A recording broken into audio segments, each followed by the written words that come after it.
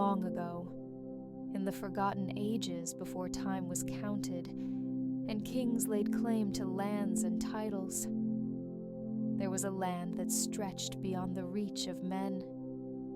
It was a land of frost and ice, a place where the wind never ceased its howling, and the ground was as hard as iron. This was the land of always winter. But even in the coldest, darkest corners of the world, there was life. It was a time when the old gods still whispered in the winds, their faces carved into the very bones of the land. The weirwood trees, with their ghostly white bark and red leaves that bled like tears. In these ancient days, the children of the forest roamed the northernmost reaches of Westeros. Their power was vast, and their magic was bound to the earth itself. They were small, fragile beings with golden eyes that reflected the light of the stars. They walked in the deep forests and spoke with the stones, the trees, and the beasts of the wild. It was said that they could summon the spirits of the land, that they could command the elements and bend the world to their will. But they were not conquerors. They lived in harmony with the earth, carving their faces into the weirwood trees, leaving their mark on the living history of Westeros. The children were unlike any being that came after. They were not men, nor were they like the giants who once roamed the north. No, the children of the forest were creatures of nature. Their skin was the color of leaves, brown and green, their hair like strands of moss. Their eyes gleamed with an otherworldly light, reflecting the deep connection they had with the weirwoods, the ancient trees whose carved faces watched over the land. The children spoke in a language long lost to men, a language of the earth, of the wind, and of the rivers. Their voices were soft, like the rustling of leaves in the wind, and their words held power that was older than the very stones of Westeros. But this world of the children would not last forever, for from the east came the first men, tall, broad-shouldered warriors with skin like tanned leather and iron in their hands. They crossed into Westeros on foot, their bronze swords gleaming under the light of the sun. They were the masters of the horse and the forge, builders of stone keeps and farmers of fields. Their gods were not the old gods of the children. They did not whisper to the trees, nor speak to the winds. The first men worshipped the sun, the rain, the harvest, the things that brought them life and allowed their tribes to grow strong. The first men came not as friends, but as conquerors. They brought their horses, their weapons, and their ambition.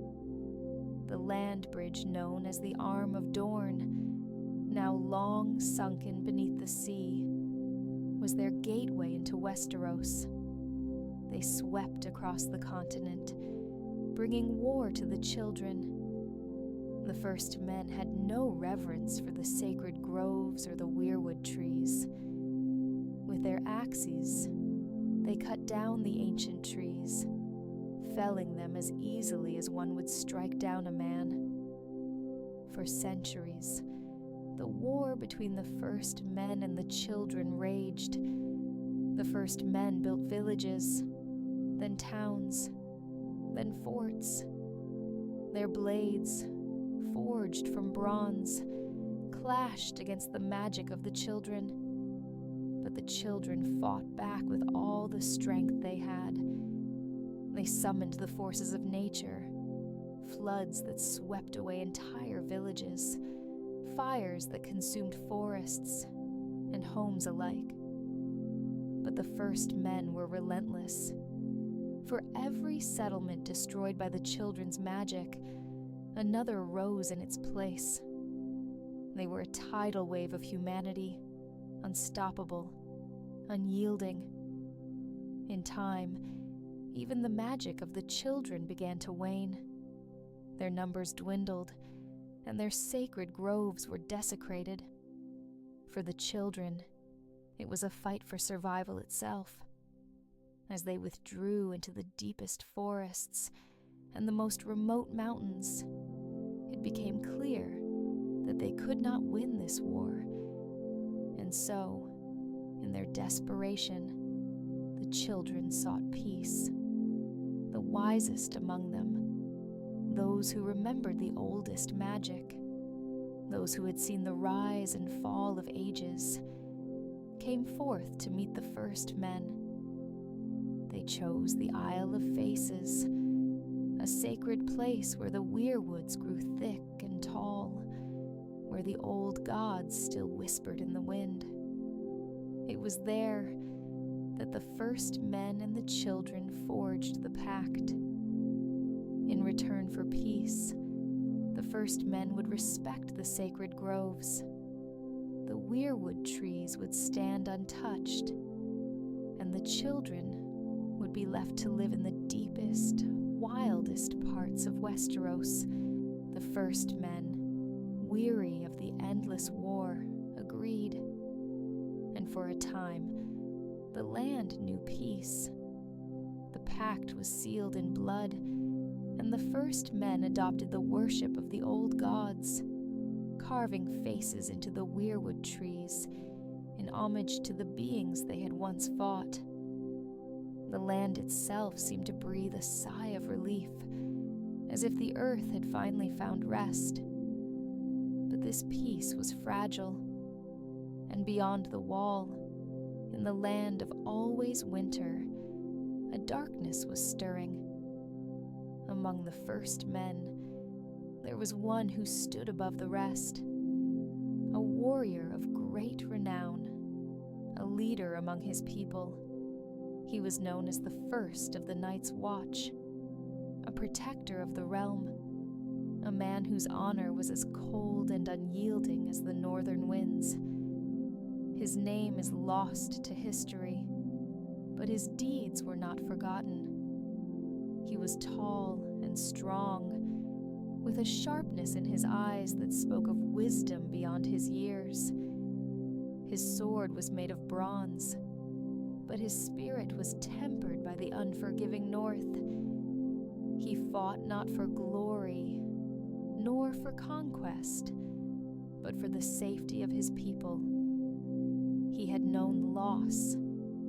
He had seen friends and loved ones fall to the blades of the children and the hardships of the northern winters, but he was not broken by it.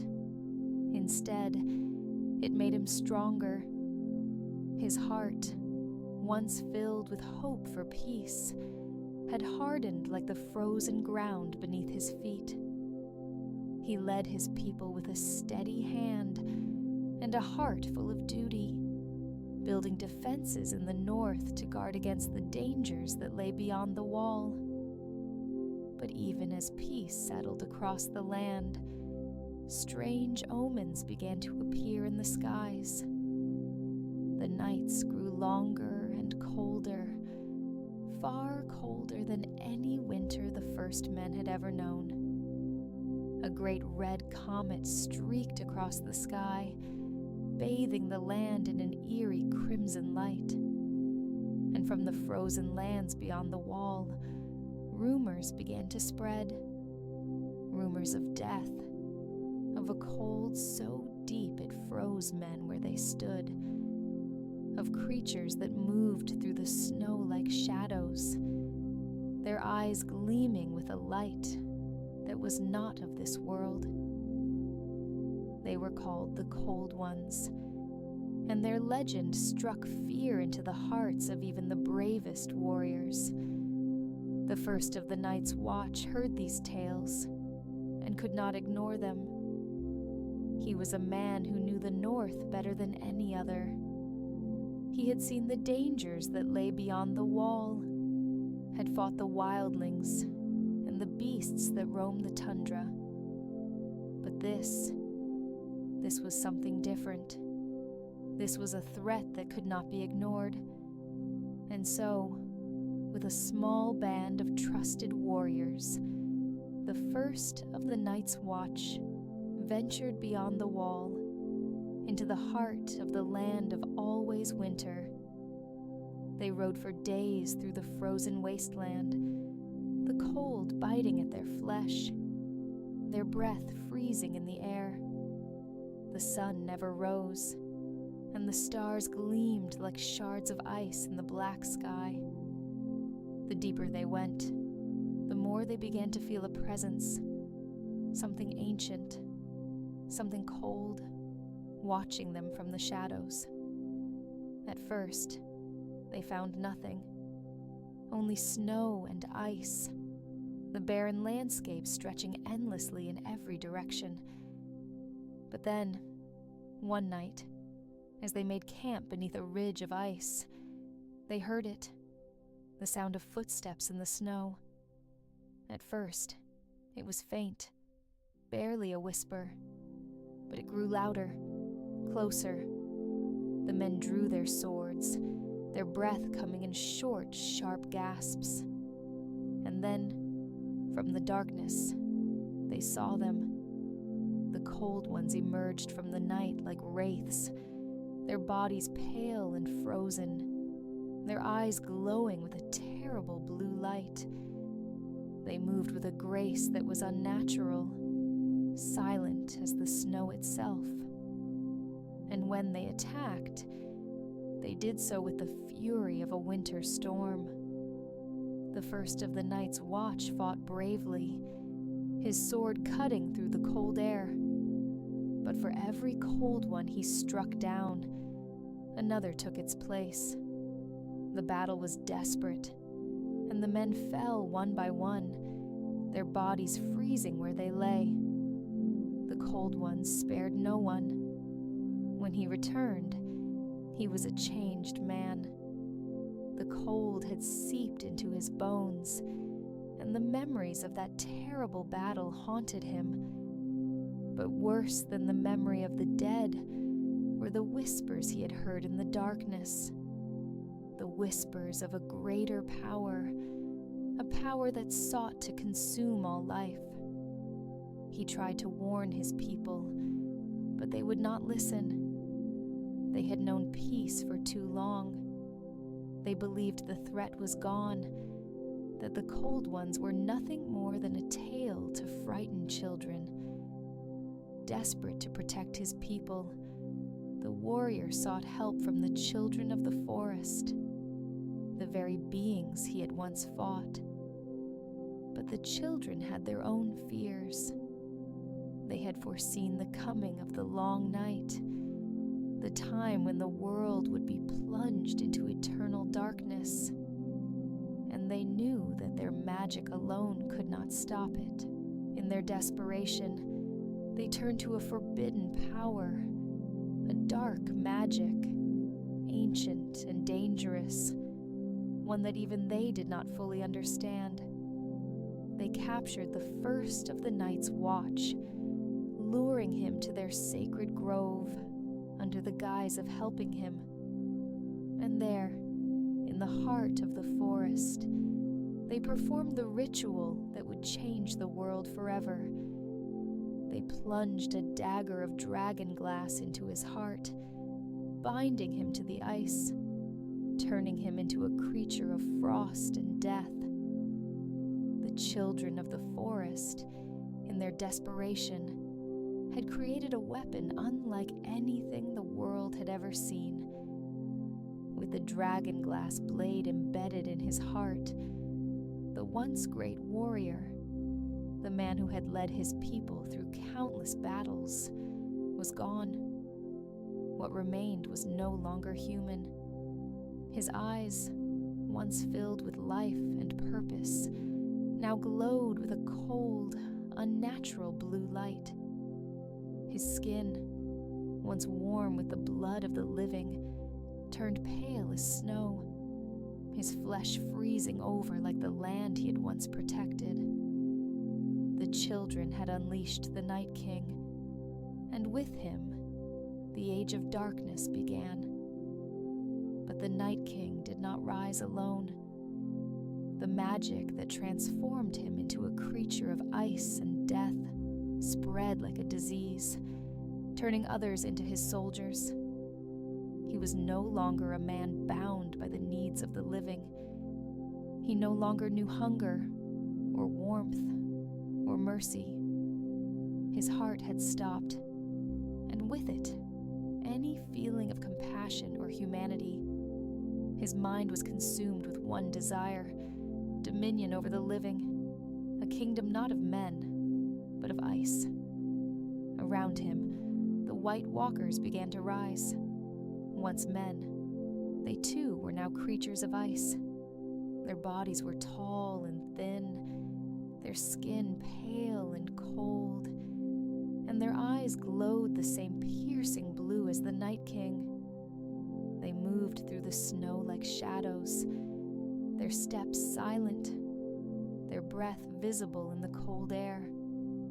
The White Walkers carried weapons made of ice, sharp and deadly, weapons that could shatter steel and freeze the blood of any man they struck. They were not many, but they were unstoppable. With his army of White Walkers, the Night King turned his gaze south. His power grew with every step, the cold following him like a cloak. And as he marched, he did something no living man could. He commanded the dead to rise. Corpses, long buried beneath the snow, clawed their way out of their frozen graves. Men who had once fought bravely for their homes now moved like puppets, their eyes empty, their bodies twisted by the Night King's will. These were the Whites, mindless, soulless creatures who knew only one thing: the Night King's command. And so began the long night, a time when the world was swallowed by darkness, when the sun hid its face, and the cold winds blew from the north with a fury that could freeze the bones of the bravest man.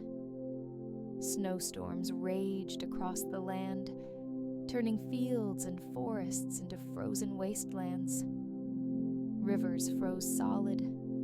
The earth itself seemed to harden under the weight of the eternal winter. The people of the north, the first men, who had once been fierce and proud, were now fighting for their very survival. For every village that fell to the Night King, his army grew, the dead rising to join his ranks. The destruction was beyond anything the world had ever known. Villages and towns were consumed by snow and ice, their inhabitants slaughtered by the White Walkers or taken by the cold. Those who survived the initial onslaught had no choice but to flee south, abandoning their homes, their fields, and their lives. But the cold followed them. The Night King's reach extended far beyond the wall.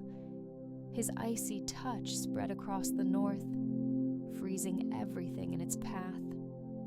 The forests of the north, once so full of life, became graveyards, the trees standing like sentinels over the dead. The first men tried to fight. They gathered their armies. They built their defenses. But nothing could stop the Night King. His White Walkers were impervious to their weapons. Their swords, made of bronze, shattered against the icy skin of the White Walkers. Their fires, which had once kept them warm, flickered and died in the face of the cold. It was said that the very breath of the Night King could extinguish a flame, and that wherever he walked, winter followed. For years, the long night stretched on, a time of endless suffering. The living were hunted like animals, driven from their homes, from their lands, from the world they had once ruled. The Night King's army swelled with every battle, every village that fell, every man, woman, and child that died, rose again to fight for him. There was no escape. The Night King did not sleep, did not tire, did not stop. He was relentless, and his goal was clear: to cover the world in an eternal winter, a world where no life could survive, only the dead. The living began to lose hope. Many believed that the world itself was dying, that the sun would never rise again, that the cold would never end. The first men, once proud and strong, now cowered behind their walls, praying to the old gods for salvation. But the old gods were silent, their faces carved into the weirwoods, watching as the world they had known was consumed by ice. But even in the darkest of times, there are those who refuse to surrender to despair. In the heart of the North, a man of great vision and courage rose to meet the challenge. His name was Bran, though history would remember him as Bran the Builder. He was a man of great intellect, a man who saw the world not as it was, but as it could be. While others despaired, Bran sought answers.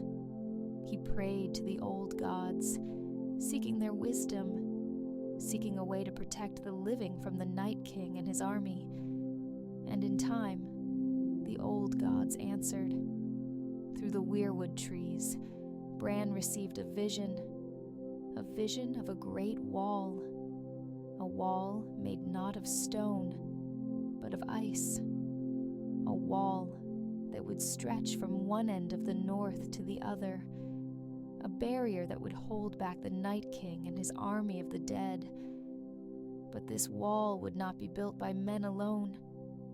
It would be forged with the magic of the children of the forest, bound by the power of the old gods themselves.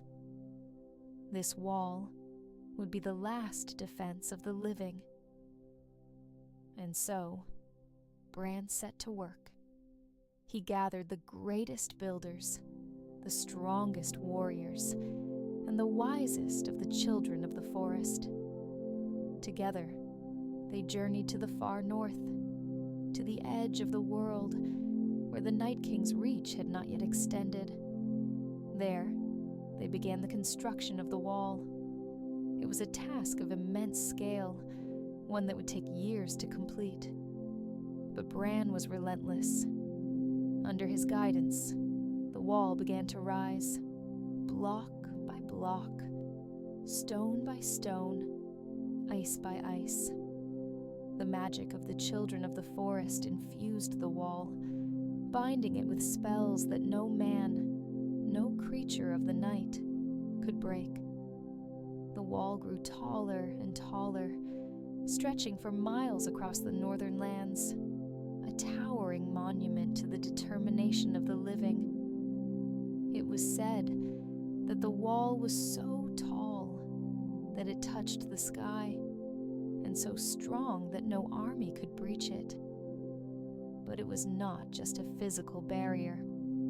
The wall was a symbol of hope, a reminder that even in the face of the greatest darkness, the light of life could endure. But the Night King would not be stopped so easily.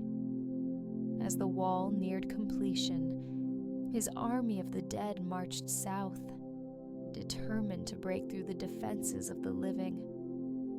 The final battle was fought beneath the shadow of the wall, in the frozen wastes of the north.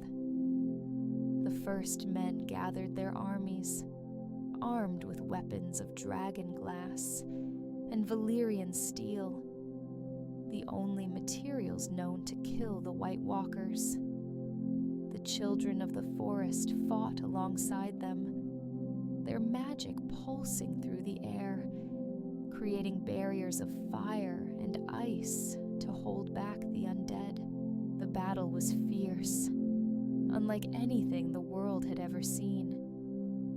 The dead came in waves, their eyes glowing with the cold light of the Night King's power. They tore through the ranks of the living, their icy blades cutting down men and women alike.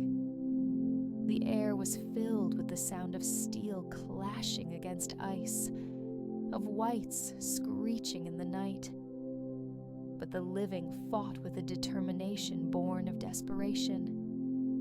They knew that if the wall fell, if the Night King broke through, the world would be lost. And at the center of it all, the Night King stood, his cold blue eyes watching as the battle unfolded. He did not fight like the others. He did not need to. His power radiated from him, freezing the ground beneath his feet, snuffing out the flames that the living had lit to keep the cold at bay. He was the embodiment of winter itself, unstoppable, unyielding. But even as his army advanced, the wall continued to rise. Bran the Builder worked tirelessly, pouring all of his strength, all of his will into the construction of the wall. The children of the forest lent their magic, weaving spells into the ice, creating a barrier that even the Night King could not pass. And then, at last, the wall was complete. The Night King's army crashed against it like waves against a shore, but the wall held. Its magic was too strong, its foundation too solid. The White Walkers, unable to break through, were forced to retreat. The Night King, for all his power, could not cross the wall. He stood at its base, staring up at the towering structure, his icy eyes filled with a cold, silent fury. But he did not turn back. He did not disappear into the night. He waited. The long night had ended, but the world would never forget the terror it had brought. The wall stood as a reminder, a barrier between the living and the dead, between the warmth of life and the cold of death. The first men returned to their homes, rebuilding what had been lost. But they knew that the Night King still lived, still watched from beyond the wall.